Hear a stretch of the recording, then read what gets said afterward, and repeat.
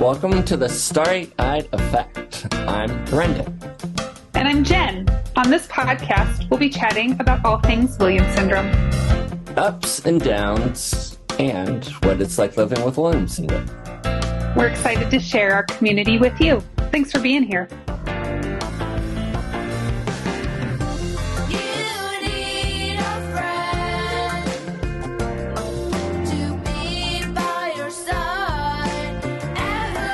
How are you guys? Great to see you both. Doing well. It's kind of a mess over here. It's a mess over here. We're just trying to stay alive. It's a mess in the terms of like it's the holiday season and it's just extra chaotic. Yeah. I just feel like we're balancing all the things, and we've got like tons of, like dance. I have a dance recital this weekend. Really fun for anybody who doesn't know. My girls are dancers, but then I also dance. So I need to be practicing this week, which is very important because I don't know my thing. We had a band concert last week, and we have orientation. It's just bananas. I'm having a hard time. Orientation for what? What are you orienting? My younger kiddo is going to 6th grade next year, so it's they're already doing orientation for 6th grade? Yeah. Holy buckets. Yeah, well, I mean, I guess good. It get on top of all of that, I suppose. Yeah. How are you guys? Wow. Are you guys busy? Are you feeling the busy stress? Yeah. Rocking the Williams Syndrome Association merch. So if you haven't gotten your holiday merch yet, please go out and go to Outshine Labels and grab some of that. You have until the Christmas ornament. I would say, I believe the cutoff is like the 18th if you're hoping to get it before the Christmas holiday. So if you need to, but yeah, Outshine Labels has a bunch of wonderful stuff. Yep. I got a bunch of stuff. I don't know if you guys follow the Cedar Lake twins. Oh yeah. And I just got these stars. They're like star ornaments that they named after Stella. It's really cute, and I got a bunch of them in the mail, so I feel very festive. We're gonna have to come up, guys. We're gonna have to come up with some sort of holiday extravaganza, aren't we? Yeah. We're gonna have to dress up. A lot of pressure. Dress up. Yeah, for like the holidays. I gotta see if I can find my elf onesie from the movie. There you go. I could give a little tease for what I'll be. Mine's going to be more of a Dickensian vibe this year. Nice. Very fancy. Like you were talking about how you got band concerts and stuff like that. My son Bennett is now doing adapted hockey, and so there's a lot of hockey between now and the end of the year. So I'm. That's typical Minnesotan, right? State of hockey, baby. That's us. Today, let's get to today's show. We had Scott Ottenheimer, who's super cool. Buddy. Yep, he is currently finishing up his run on the board of trustees. So Brendan knows him very well, and you know his wife. You know Jenna a little bit better, don't you, Jen? Yeah, I do. We actually just met for the first time it must have been in Chicago at the last convention.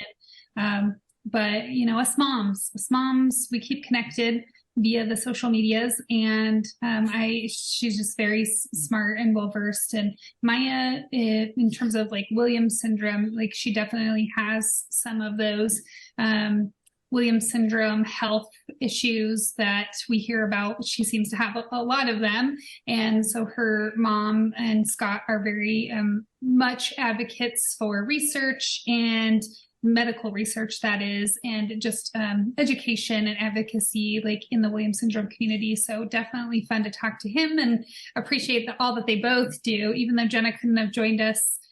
She was at tennis, so hopefully her tennis match. Is that what happened? I mean, yeah, I guess it could be match. It could have just been, practice is important too. So it could have just been practice. Your tennis thing went well. Yes. Aces for Jenna. Yes, and for those listening, just be with us as we figure out December and try to make the next podcast work, right?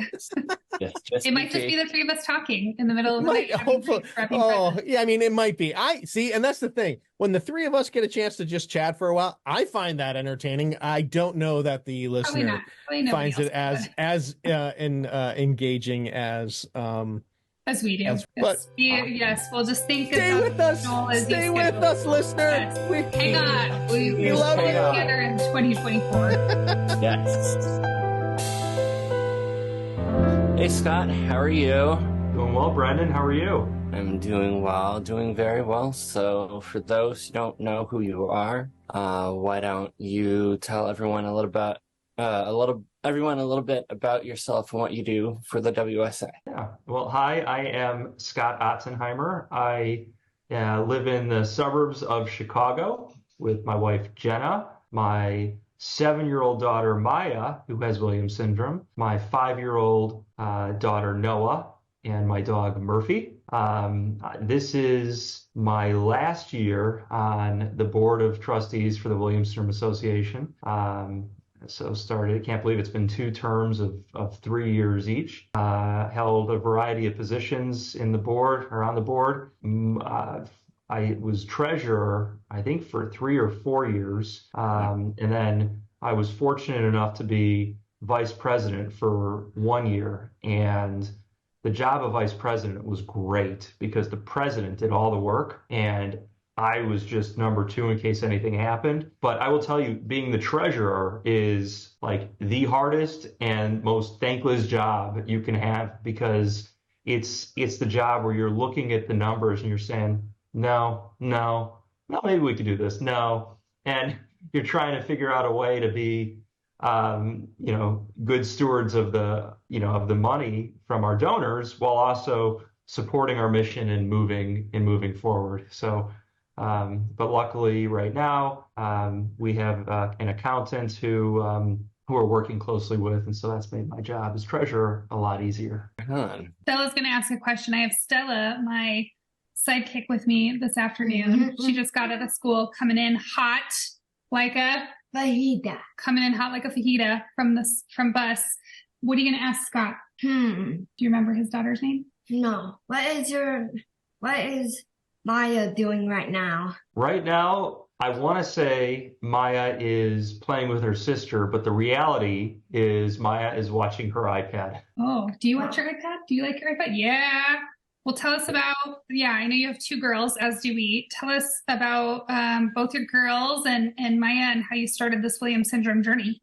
Yeah, so look, when Maya was born, she was, my wife, Jenna, was measuring small, and we had to go for an ultrasound. She had passed meconium, and we had to get Maya out.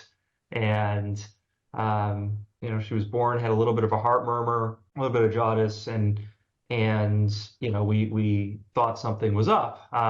Right away, went to the cardiologist. Cardiologist said, yeah, just a little heart murmur. We're not overly concerned. About 3 months later, went back to the cardiologist, did an echocardiogram, saw supravalvular aortic stenosis, pulmonary stenosis, and both of those with the combination of Maya not really eating a lot, sleeping a lot, she was diagnosed with Williams syndrome, which was certainly very hard for my wife and I at the time. And Maya needed open heart surgery. So she had her first open heart surgery at Lurie Children's in Chicago.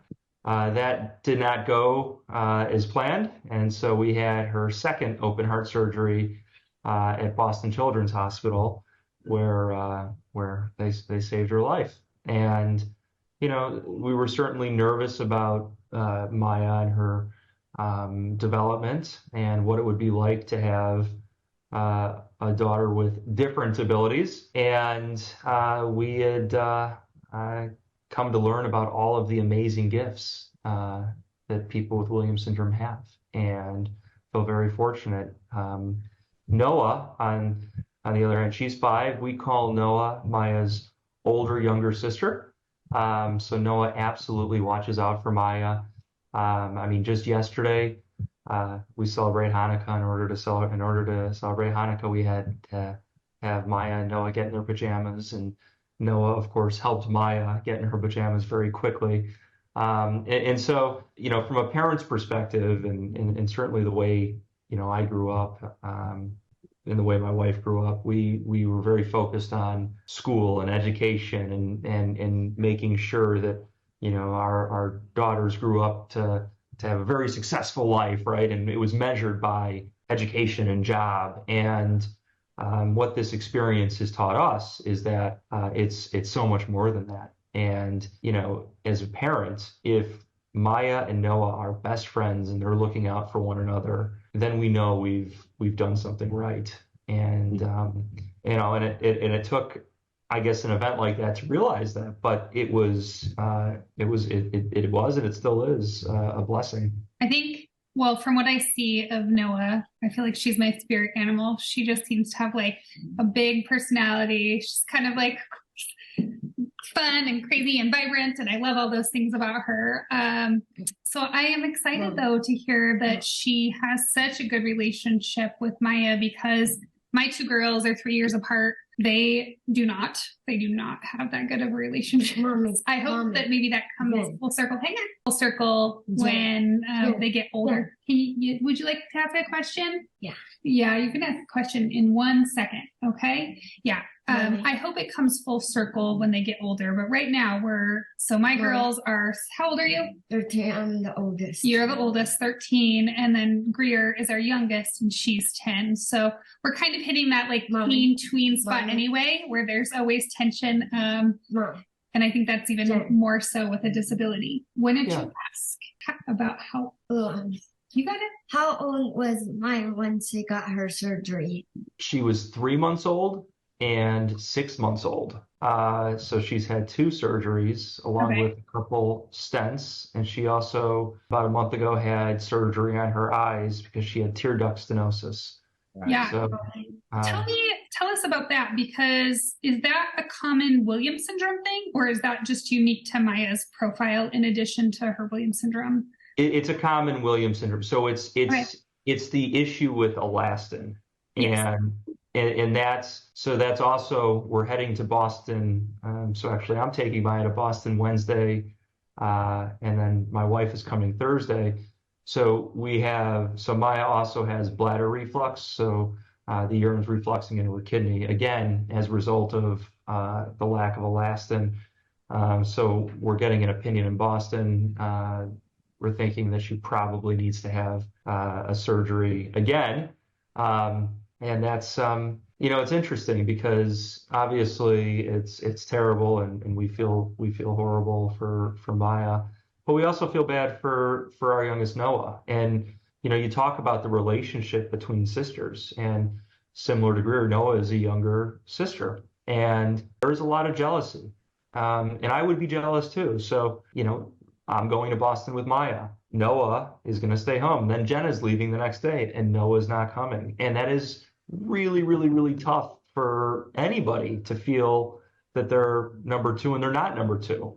And so it's interesting because as a parent, we of course have to figure out how we best manage that. And so, Noah will get jealous and then she will not share toys and then they will argue. And so, nothing is perfect. However, I do feel that she's starting to understand that Maya's different. But it's also interesting because as a parent, and you're a little bit ahead of where we are, I don't know how to be consistent, right? How to parent consistently between our 2 kids that are, 2-3 years apart. Mm. Yeah, no, I have no good strategies other than like all of this is going to come out later when Greer goes to therapy, and I'm planning on that happening, and like I did the best I could. Brendan, how did it go with do you have siblings? You do, right? I do. I have an older sister and an older stepbrother.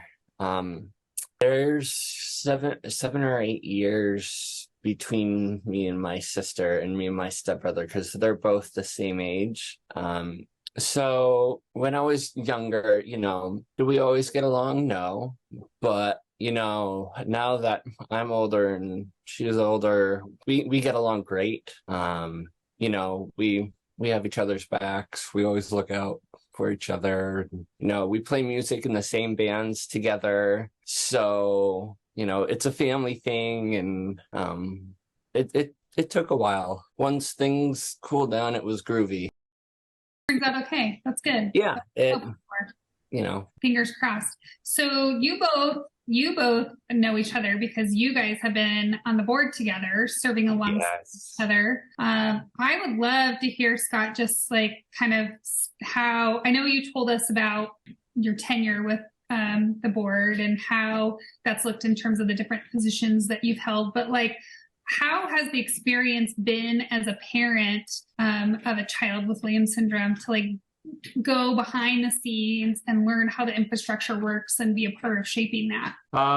Stressful, rewarding, all the above. I mean, it's an interesting dynamic, right?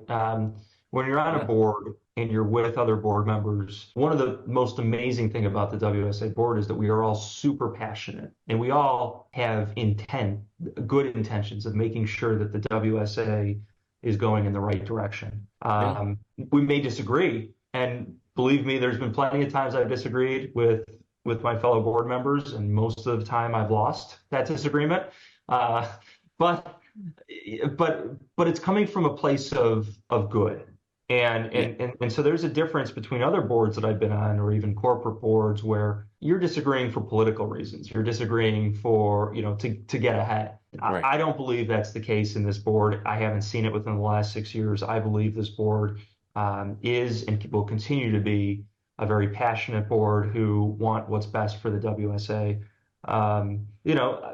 But it's certainly interesting, right? Because when you're on this board, you're a fiduciary. And so there are decisions that have been voted on, for example, that are best for the WSA that I may not think is best for my daughter, right? On a personal level. And you have to take that personal hat off, and you have to vote, and you kind of have to put a business hat on. Yep. And so that's the hard part about being on a board that you're super passionate about. And there were hard decisions that we've had to make over the last 6 years. Many decisions I agreed with, many decisions I disagreed with, but you go and you do it as a unified front, and you make sure that you're moving forward, and you're supporting the mission, the vision, and you're providing whatever support is necessary to the executive director. That I agree with Scott totally. Like, for me, one of the hardest things I think was, when the former, executive director, when she left, and I had to take my friendship out of that and look at it as a business standpoint. That has been like the hardest thing for me being on the board, in the last 3 years for sure. So I can totally relate to that. It was hard. I think it was hard for everybody on the board. It wasn't, it's never, change is always tough. And, whether you agree with the change, you disagree with the change, the board has to march in one direction, and the organization has to continue moving forward. It's so I kind of see it like, or two comments I would make. Like, one, I mean, Maya was like one, right? When you joined the board. So like you combined like this whole life journey of Williams syndrome along with mission to serve on the board. And to your point, it is, I always say this, and some people are not a fan of it. I come from a business background, and it's like the WSA is a business, right? We are a nonprofit, but ultimately nonprofits are businesses, right? And there are things that you have to do to run a business so that the business can continue, so that it can be viable. And one of them is the fiscal piece of it, which I know you were really very much a part of. And that's hard for people to understand sometimes, right? There's some things that you do as a parent or don't want the WSA to do because you're leading with that emotion, right? But like if the numbers don't make sense, if they're there or not there, right? That's a very important part of the decision, because ultimately we want to strive for the longevity, right? We want to provide those services and those resources to our community, but we have to have the funds to do it. And if we don't have the funds, we can't do the things, which is why donation and giving back to the WSA is so important. But it creates like that conflict, right? That we're always trying to balance those real decisions of running a business with the emotions of serving the people in the community we live. So I'm sure that has been hard. And I think you mentioned it, that there were a lot of decisions over the course of the time. 6 years is not only a long time, but there was a lot of change that happened in 6 years. What are the things that you're most proud of?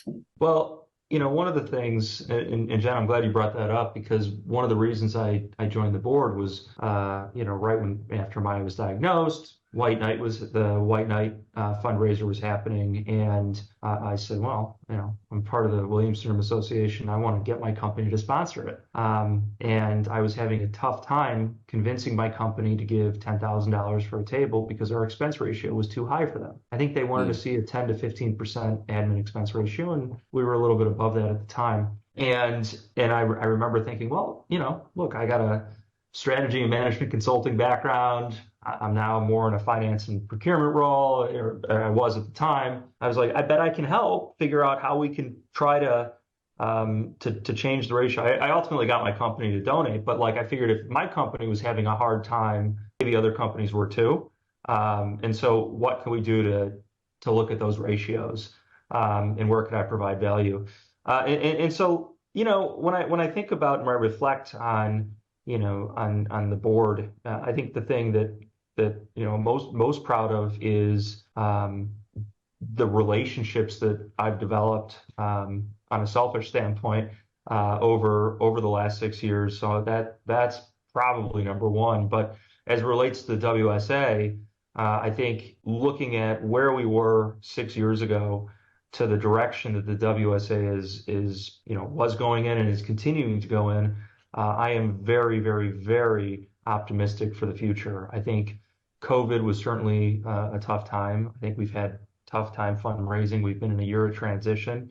Obviously it's tough when you bring in a new executive director and whatnot. But being able to see from where we are to where we're continuing to go, I think it's fantastic. I've been very fortunate because had an opportunity to work with Terry, the former executive director, who has done fantastic things for the WSA and getting it to where it is. And then I see what Mary's doing and taking that work and really expanding it. So we have putting, and by we I mean the team is, I'm really not doing anything other than overseeing as a board, and same with Brendan, but having standard operating procedures, having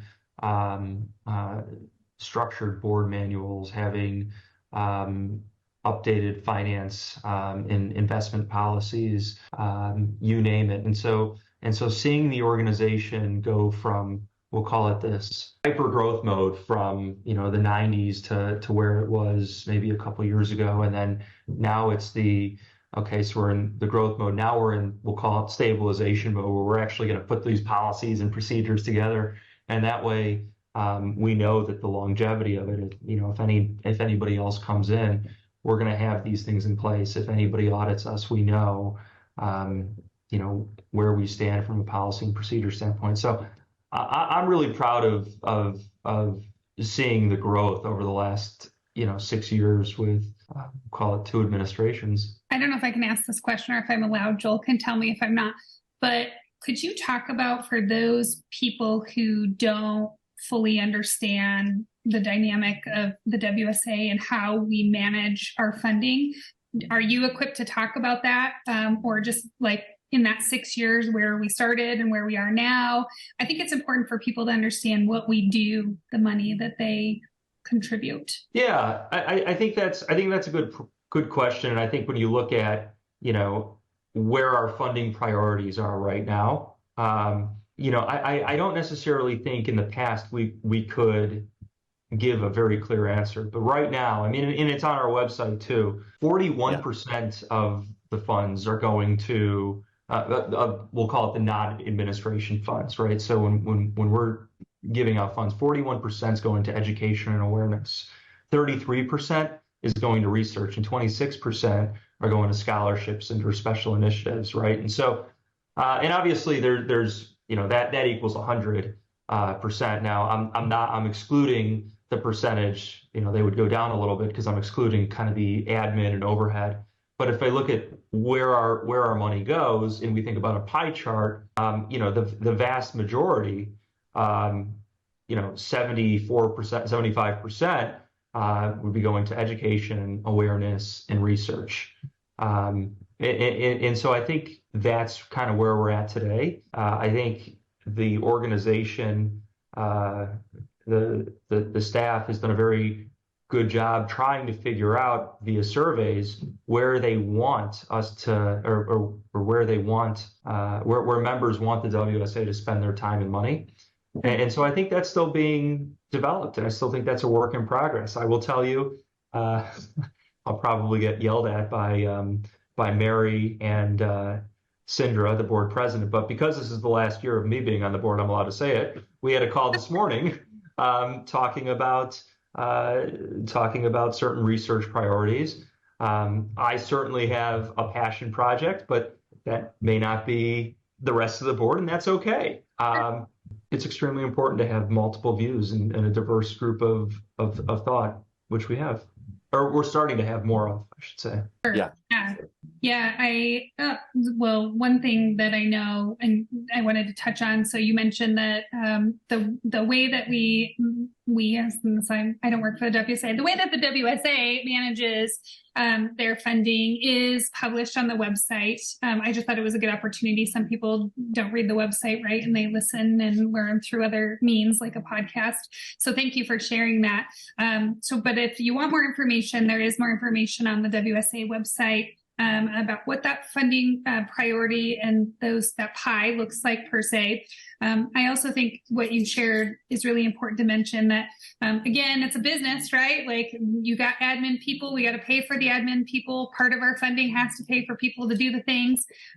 So that does come out of it. But actually, I think overall, our admin spending percentage, it sounds like, I don't know if it's changed recently, it's quite low, and being able to give or funnel the percentages that you're talking about back into education, back into research. It's really extraordinary, and that allows us to really enrich the lives of those and the families that are impacted by Williams syndrome. So I think that's tremendous, and I don't think that we share enough of that really it's unique that we're able to give so much back to our direct community. Yeah, fundraising has been a little bit of a challenge this year.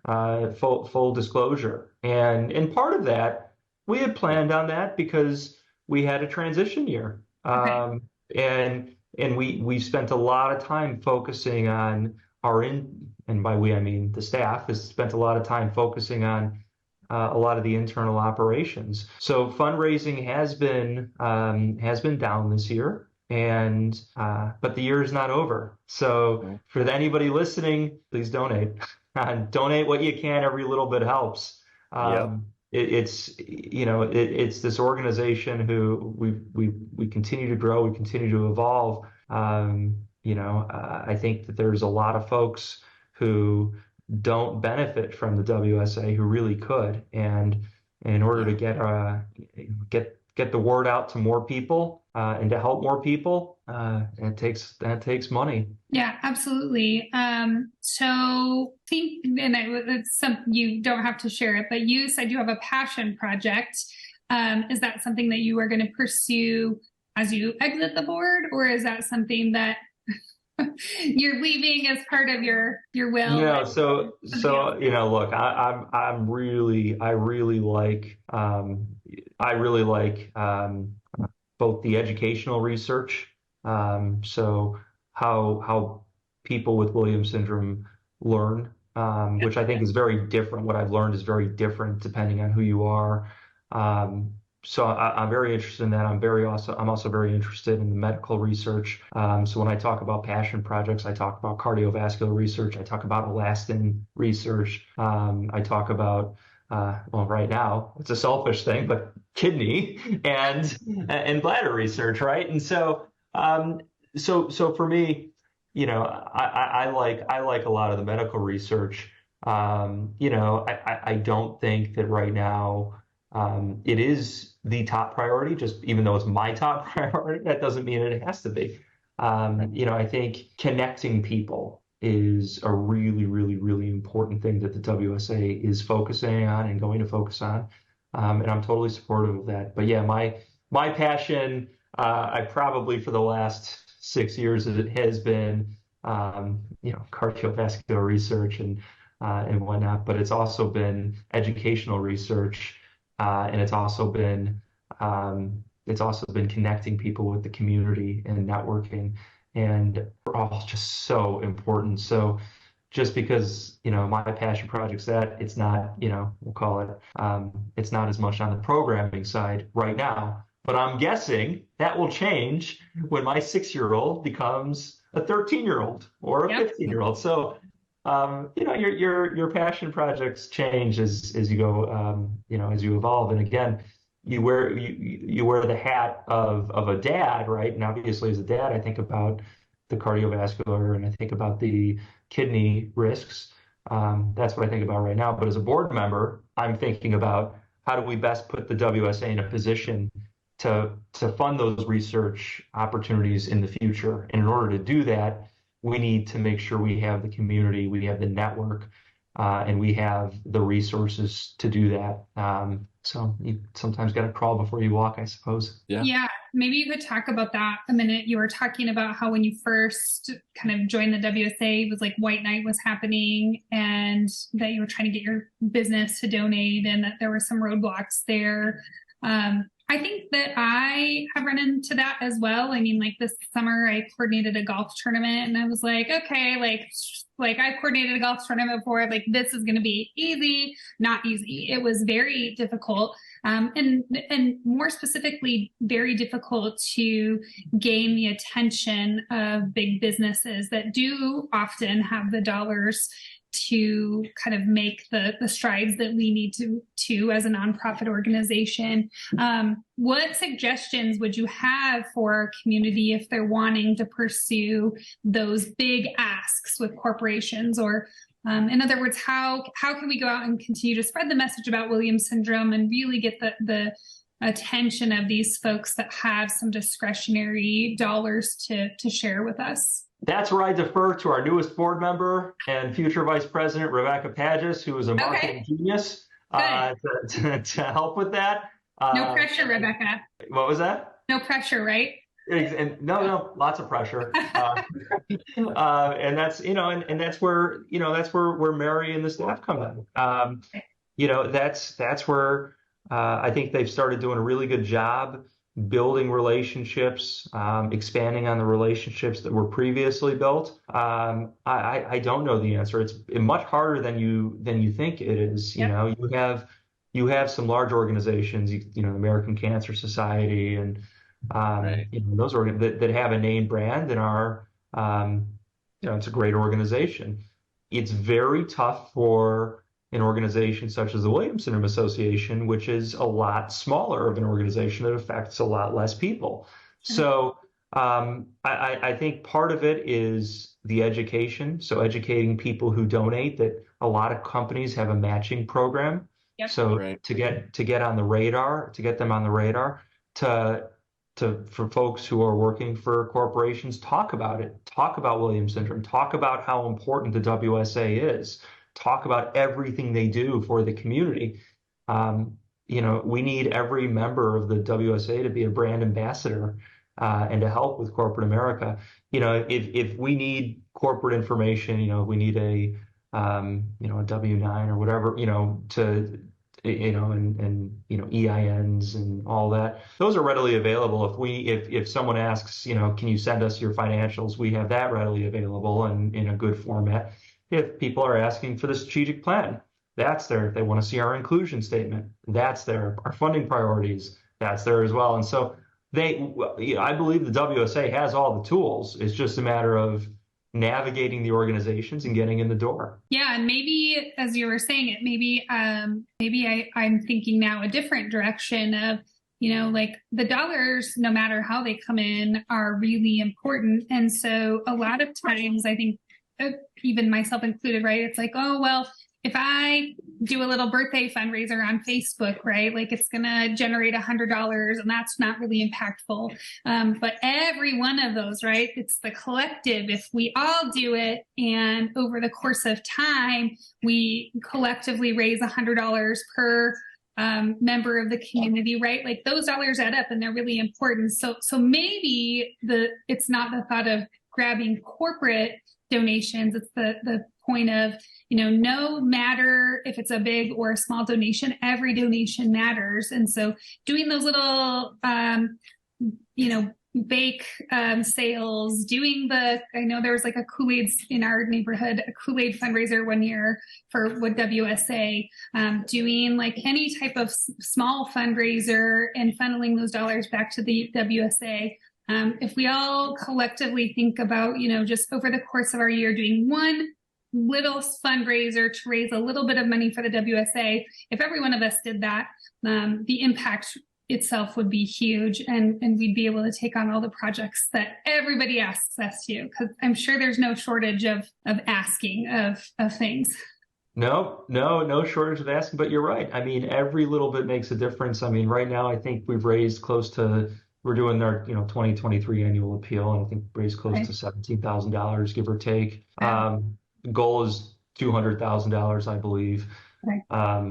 But I think we're doing things a little bit different this year in terms of our ask too. I mean, you could give WSA to 41444 and via text message, like really easy.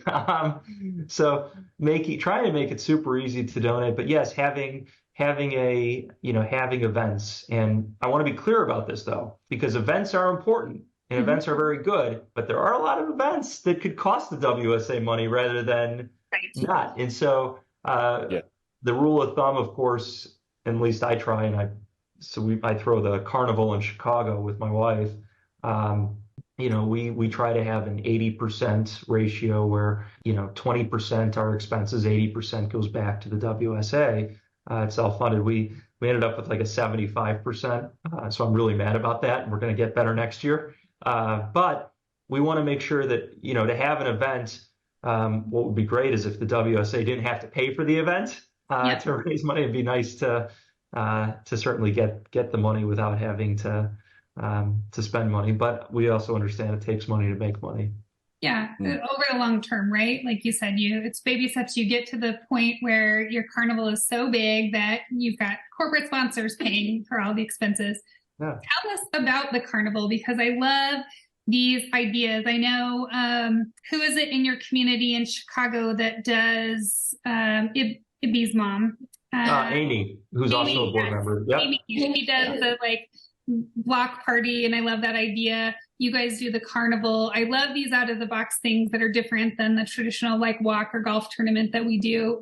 Tell us about the carnival. Oh, well, the carnival happened accidentally.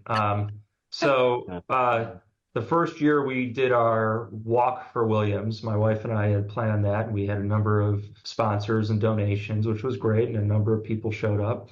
It was pouring rain. I mean, it was terrible. You can't trust the weather in Chicago. So we said never again. We scrambled and we found an indoor area that would allow us to go indoors for that day. And we had like a bag set. We had little fun games to keep busy. But our walk turned into an indoor event. And so for the next 3-4 years, we've been doing an indoor event. You would call it, we'd still call it a walk until a former employee at the WSA came up with the idea of saying, hey, how about you call it a carnival, and CARNIVALL, so a carnival for all. And that's kind of how it came. Definitely not my idea in terms of the name. I'm not that creative. But again, can't trust the weather in Chicago, so we moved it indoors, and we've been seeing, we've been able to raise, $15,000 to $30,000 depending on the year. pretty consistently. And what do you do at the carnival? I'd like to know what your role is. Do you dress up? Are you gesturing? Are you juggling? What's your trade? My trade is telling my friends who work for corporate America to get their companies to sponsor. Okay.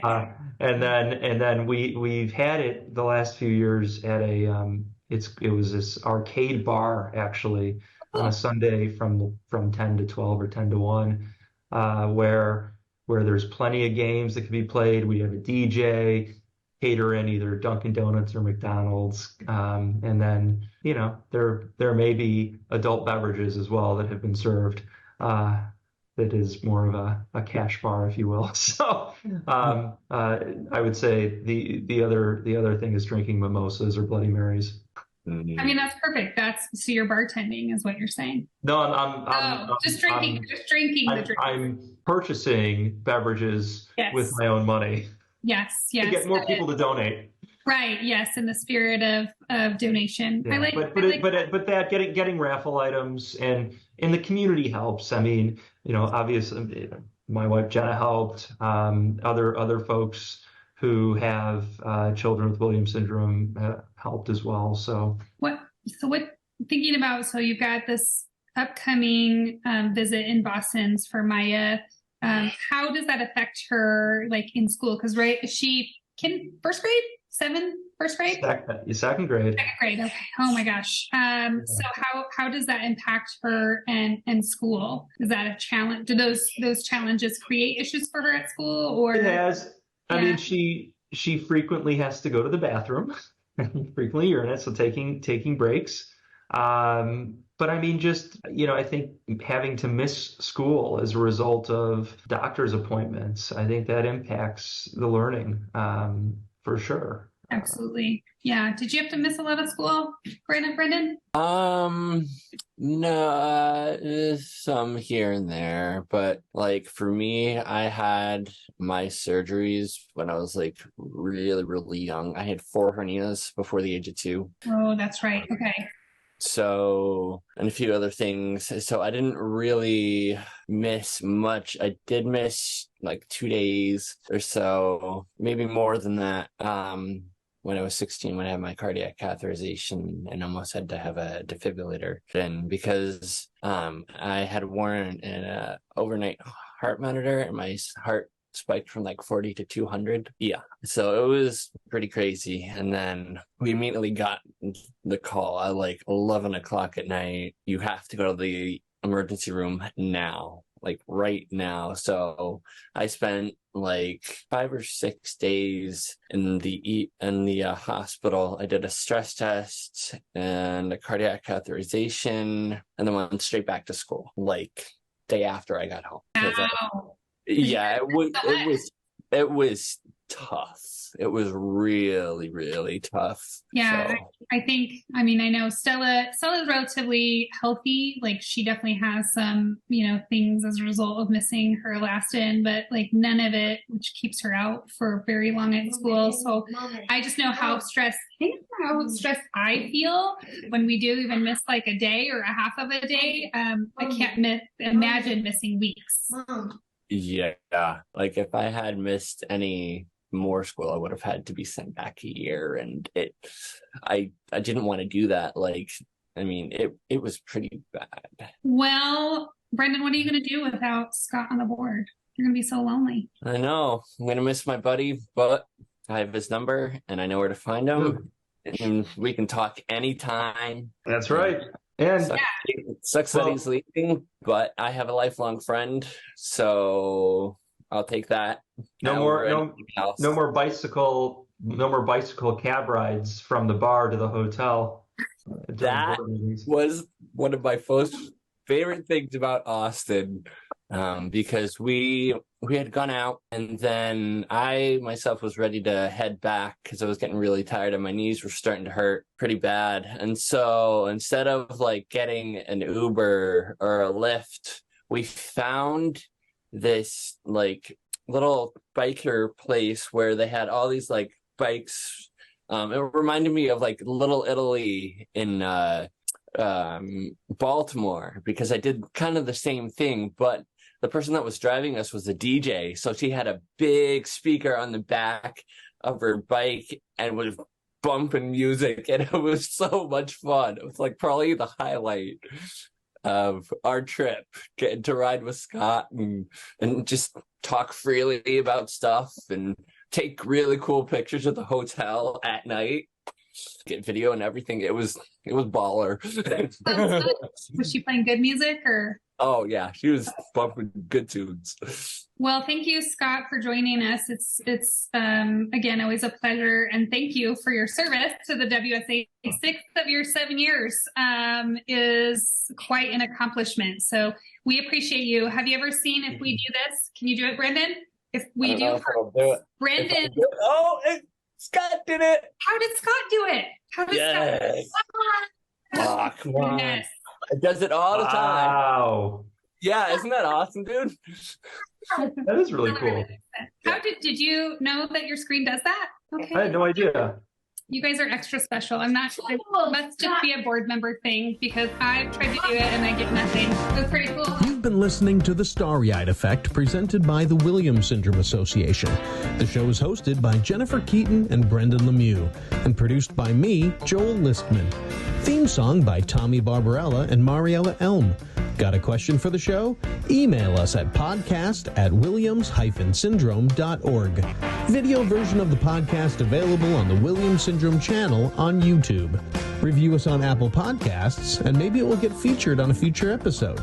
Make sure to like and subscribe to The Starry-Eyed Effect wherever you get your podcast delights.